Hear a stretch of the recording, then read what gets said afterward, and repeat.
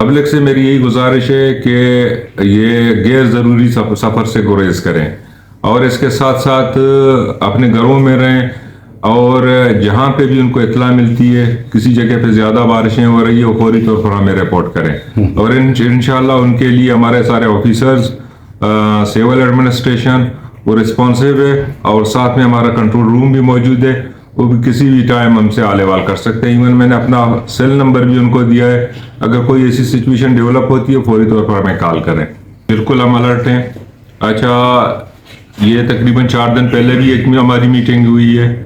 2 दिन पहले भी हमारी मीटिंग हुई है। जितने भी जो हमारे अवेलेबल हमारी अपनी मशीनरी है, गवर्नमेंट ऑफ बलूचिस्तान की मशीनरी है, जितने भी जो हमारे वल्नरेबल पॉइंट्स हैं, ये खासतौर पर गिन्ना से लेकर तुम तक यहाँ पे भी हमारी मशीनरी खड़ी है। और इसके साथ एक सर्कुलर भी हमने इशू किया है पब्लिक के लिए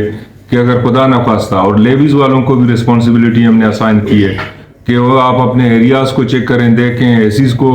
भी ये बताएं कि और पब्लिक को यूसी चेयरमैन जितने भी जो हमारे हैं कि अगर उनको कोई रिपोर्ट मिलती है कि अगर किसी जगह पे कोई प्रोटेक्शन बंद है,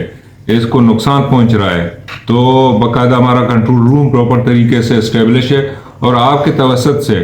पब्लिक को मैं पैगाम भी देना चाहता हूँ कि प्लांटेशन कैंपेन में हमारी मदद करें और पोलियो कैंपेन में आप हमारी मदद करें। और इसके साथ साथ जो बारिशें हो रही हैं, अगर उनको किसी जगह पे कोई